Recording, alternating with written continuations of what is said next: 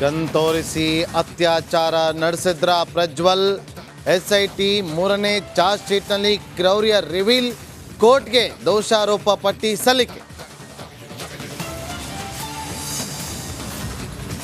ಬಳ್ಳಾರಿ ಜೈಲಿನಲ್ಲಿ ಬಟ್ಟೆ ವಾಶ್ ಮಾಡಿದ ದರ್ಶನ್.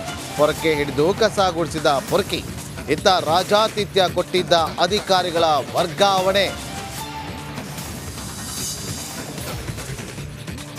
ಕೋಮುದಳ್ಳೂರಿಗೆ ನಾಗಮಂಗಲ ಕೊತ ಆಪ್ತನ ರಕ್ಷಣೆಗೆ ಮುಂದಾದ್ರ ಉಸ್ತುವಾರಿ ಸಚಿವ. ಕೆಲವೇ ಕ್ಷಣಗಳಲ್ಲಿ ಸಚಿವ ಚಲುವರಾಯಸ್ವಾಮಿ ಶಾಂತಿ ಸಭೆ. ನಾಗಮಂಗಲದಲ್ಲಿ ತಲ್ವಾರ್ ಜಲಪಿಸಿದ್ದು ಮತಾಂಧರು. ಬಿಜೆಪಿ ಎಂಎಲ್ಸಿ ಸಿಟಿ ರವಿ ವಾಗ್ದಾಳಿ.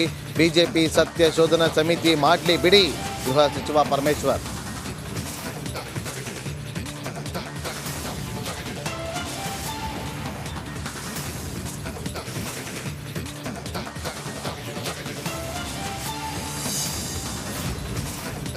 ಕಾಂಟ್ರಾಕ್ಟರ್ಗೆ ಅವಾಚ್ಯ ಶಬ್ದಗಳಿಂದ ನಿಂದಿಸಿದ್ರ ಬಿಜೆಪಿ ಶಾಸಕ. ಮುನಿರತ್ನ ವಿರುದ್ಧ ಪೊಲೀಸರಿಗೆ ದೂರು. ಎಂಎಲ್ಎ ವಿರುದ್ಧ ಡಿಕೆ ಸುರೇಶ್ ಗುಟುರು.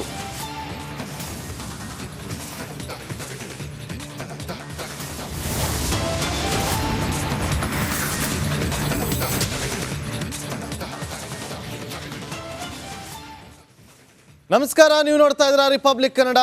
ನಾನು ನಾಗೇಂದ್ರ ಬಾಬು. ರೇಣುಕಾಸ್ವಾಮಿ ಕೊಲೆ ಪ್ರಕರಣದಲ್ಲಿ ಅರೆಸ್ಟ್ ಆಗಿರುವಂಥ ನಟ ದರ್ಶನ್ಗೆ ಒಂದಲ್ಲ ಒಂದು ರೀತಿಯಲ್ಲಿ ಸಂಕಷ್ಟಗಳು ಎದುರಾಗ್ತಾನೆ ಇದೆ. ಬಳ್ಳಾರಿ ಜೈಲಲ್ಲಿರುವಂಥ ನಟ ದರ್ಶನ್ ಆರೋಪಿ 2 ಈಗ ಮನೆಗೂ ಕೂಡ ಕಂಟಕ ಎದುರಾಗ್ತಾ ಇದೆ. ಈಗ ಈ ಬಗ್ಗೆ ಮಾಹಿತಿ ಲಭ್ಯವಾಗ್ತಾ ಇದ್ದು,